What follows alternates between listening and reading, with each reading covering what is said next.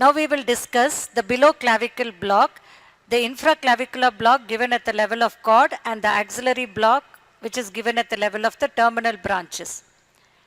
The infraclavicular brachial plexus block, it provides a block of the arm below the shoulder. Unlike the axillary approach, it can be performed without the abduction of the arm, making it useful for patients with limited shoulder mobility. The anterior division of C5, C6 and C7 unite to form the lateral cord, which lies lateral to the axillary artery.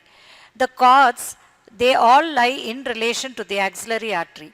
The posterior cord is formed from the posterior division of C5 to T1 and it lies posterior to the axillary artery just below the lateral cord.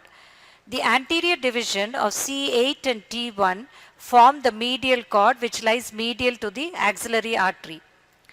In this slide, we can see the relation of the cord in relation to the axillary artery. You have the lateral cord lying lateral to the axillary artery, the posterior cord lying posterior, and the medial cord lying medial to the axillary artery. Coming to the functional anatomy at this level, it is a complex anatomy with lot of variability.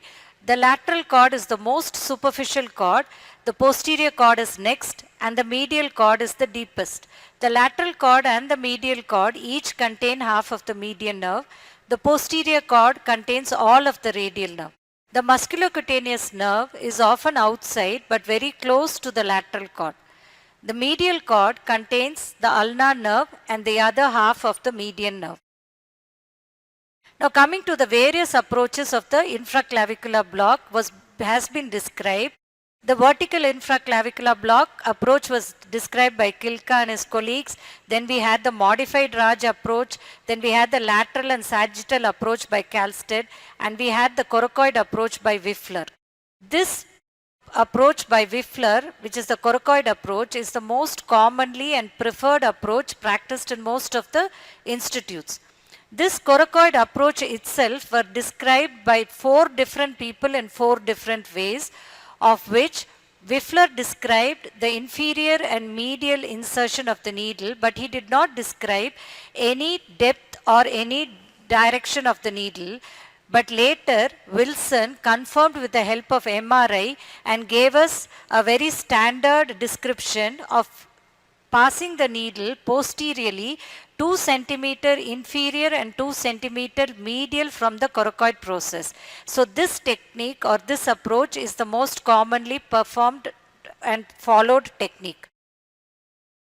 The infraclavicular block is indicated for all surgeries of the upper arm, elbow, forearm and hand. It is an excellent choice for patients with respiratory issues like COPD or in case we want to give a bilateral block.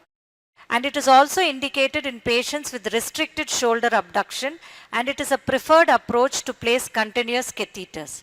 Coming to the contraindications, there is no block specific contraindication to an infraclavicular block except infection. And coagulopathy is a relative contraindication and based on the risk benefit ratio. Now let us see the motor response which we need to be aware of and to look for whenever we do the infraclavicular block. Whenever we stimulate the lateral cord and we get a flexion of elbow, it indicates a musculocutaneous nerve response. And if we get a flexion of fingers, then it indicates a median nerve response. When we stimulate the posterior cord and we get extension of fingers and wrist, then it indicates a radial nerve response, and an elevation of the upper arm indicates an axillary nerve response. When we stimulate a median cord and we get contraction of 4th and the 5th finger, it indicates an ulnar nerve response. And if we get flexion of the first 3.5 fingers, it indicates a median nerve response.